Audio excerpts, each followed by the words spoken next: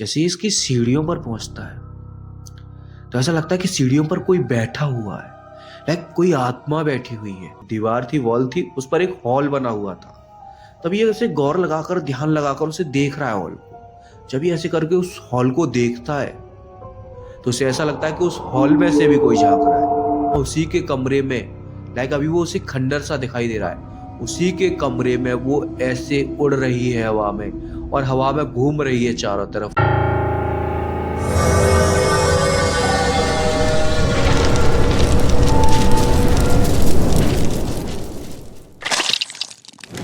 सो hey guys, कैसे हो आप सभी? आई होप आप सभी मस्त और स्वस्थ होंगे। एंड आज की जो स्टोरी हमारे साथ शेयर की है वो की है देवेश कुमार जी ने। And Devesh Kumar ji, thanks for share the story. And guys, you can use headphone for better experience.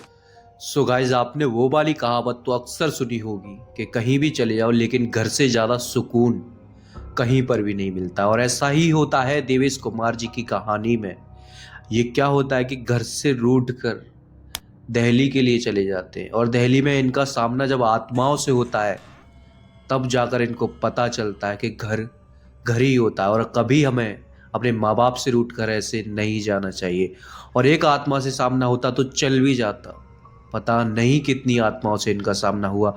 मतलब इन्होंने जो अपनी ये स्टोरी मेरे साथ शेयर की, तो जब मैंने इस स्टोरी को आधा ही पढ़ा था तभी मैंने मूड बना लिया था कि इस स्टोरी को तो मैं डेफिनेटली बनाऊंगा, क्योंकि आज जो मेरी तबीयत भी ख़राब है और फिर भी मैं ये वीडियो शूट कर रहा हूँ, क्योंकि ये स्टोरी है ना भाई, ये है ही इतनी ज़्यादा हॉन्टेड।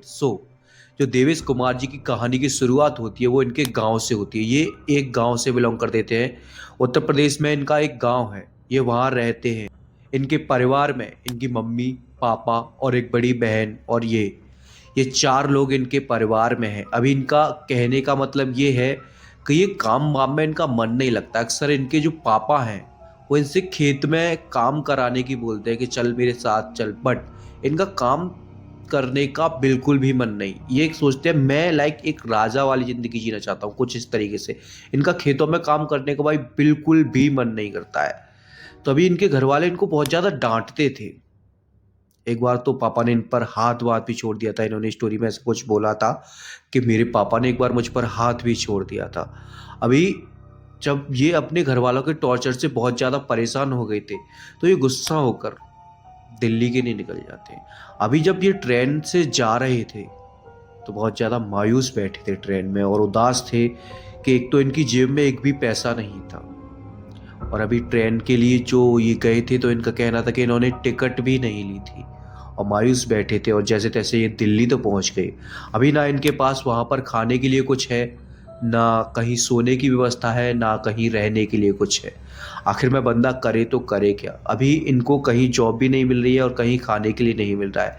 लेकिन जो इनकी लाइफ थी वो यहाँ से पूरा चेंज होने वाली थी और ये स्टोरी भी यहाँ से पूरी चेंज होने वाली है। अभी होता क्या है कि ये इधर उधर दिल्ली के अंदर घूम रहे हैं, कभी यहाँ कभी वहाँ। दरअसल अभी इनको ज़रूरत है सोने से ज़्यादा खाने की, क्योंकि इनको भूख काफ़ी तेज़ लगी। अभी एक होटल पर जाते हैं और वहाँ पर बात करते हैं कि मैं ऐसे घर से आया हूँ उत्तर प्रदेश से और मेरे पास कोई काम नहीं है। अगर आप मेरे को किसी काम पर रख लो, आप जो मुझे काम दोगे, लाइक वेटर जैसा भी आप काम दोगे, सफाई का भी काम दोगे, बर्तन धोने का भी काम दोगे, मैं वो सब कर लूँगा। पर मुझे खाना चाहिए, मुझे पैसा चाहिए, मुझे अपने पास रख लो। एंड जो होटल वाला था वो काफ़ी दयालु था। वो इनकी इस कंडीशन को समझ जाता है कि, और कहता है चलो कोई नहीं, आप हमारे साथ यहाँ रह सकते हो। और उनको काम, वेटरगिरी का जो उनको काम दे देता है और खाना दे देता है और कुछ पैसे बता देता है कि तुम्हें मंथली हम जो है सैलरी इतनी देंगे, और लेकिन आप यहाँ पर उतनी देर ही रह सकते हो जितनी देर काम कर रहे हो, और खा भी सकते हो यहाँ पर सुबह शाम आराम से, लेकिन आपको सोने के लिए अपनी अलग व्यवस्था देखनी पड़ेगी। अभी वो सोचते हैं क्यों नहीं अलग देख लेंगे, खाने की तो व्यवस्था हो ही गई है। तो ऐसा कुछ सोचकर उस होटल में लग जाते हैं। अभी वो हवर में वो वेटरगिरी का काम करते हैं, लेकिन उनके पास जो रहने की थी वो भाई रहने की व्यवस्था नहीं थी। अभी क्या होता है कि ये फुटपाथ पर सोकर काम चला रहे हैं। आज कहीं यहाँ सो लिए, कभी वहाँ सो लिए, कुछ इस तरह से ये इधर उधर सोकर काम चला रहे हैं। अभी इनको क्या होता है कि ऐसे ही एक महीना पूरा बीत जाता है और इनको सैलरी भी मिल चुकी थी वहाँ से होटल से, क्योंकि खाने पीने की कोई टेंशन नहीं थी, खाना पीना अक्सर ये वहीं पर खाया करते थे। देन उसके बाद में होता क्या है कि अब ये सोचते हैं कि एक रूम ले लिया जाए ताकि मैं आराम से सो सकूं, इसके लिए एक रूम ले लिया जाए। अब ये उधर उधर रूम की तलाश में घूमते हैं, कहीं अच्छा सा रूम मिल जाए, कैसे भी कोई जुगाड़ मिल जाए, कुछ इस तरह से। देन होता क्या है कि जब ये रूम की तलाश में घूम रहे थे, ये सारे दिल्ली में सारे सेक्टर के अंदर घूम रहे हैं, बट इन्हें कहीं रूम नहीं मिल रहा है। अभी घूमते घूमते इन्हें काफ़ी रात हो जाती, तकरीबन रात के 11-12 बज चुके थे। तो इन्हें एक अजीब सा बंदा दिखाई देता है। वो इन्हें बुलाता है कि इधर आओ भाई। जो बोला हाँ बताओ कि कैसे घूम रहे हो, रूम वूम चाहिए क्या? वो कहता है हाँ रूम चाहिए, पर एक दिन के लिए नहीं, मतलब मुझे मंथली के हिसाब से परमानेंटली रूम चाहिए। वो कहता है हाँ हमारे पास एक बिल्डिंग है, उसमें रूम है, आप चाहो तो वहाँ पर रह सकते हो। वो कहता है चलो अभी दिखाओ मुझे। कि दिखाओ क्या, मैं दूर से दिखा दूंगा, आप उसमें जा सकते हो, मैं आपको उसकी की दे दूंगा, आप रह सकते हो आराम से, पूरी बिल्डिंग खाली पड़ी है। वो तो बोलता है बिल्डिंग किसकी है? कि भाई मेरी बिल्डिंग है वो, ऐसे करके वो बोल देता है सामने वाला बंदा। अभी होता क्या है कि ये किराया विराया पूछते हैं कितना लोगे, वो कहो आप अपनी मर्जी से दे दो जो आपको देना है। अभी उसे लगता है कि ये फ्रॉड है शायद सामने वाला।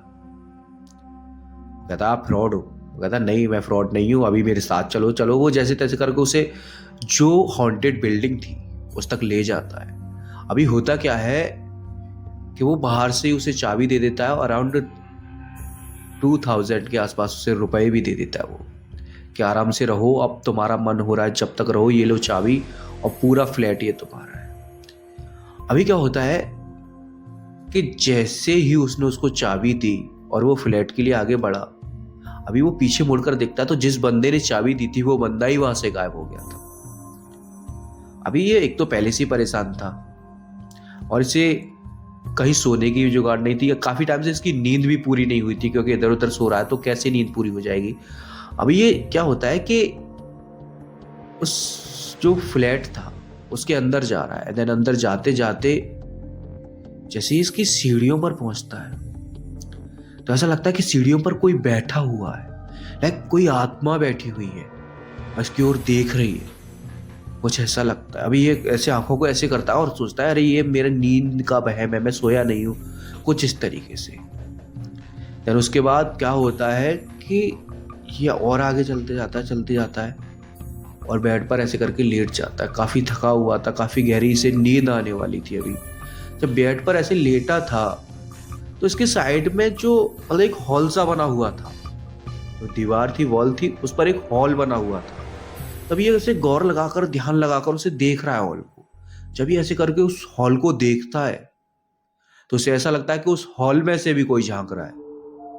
अभी जब वो हॉल में से झांकते हुए देखता है तो भाई ये वाकई में बहुत ज्यादा डर जाता है कि या तो ये मेरा वहम है, या जिस जगह पर मैं हूं ये जगह वाकई में हॉन्टेड है।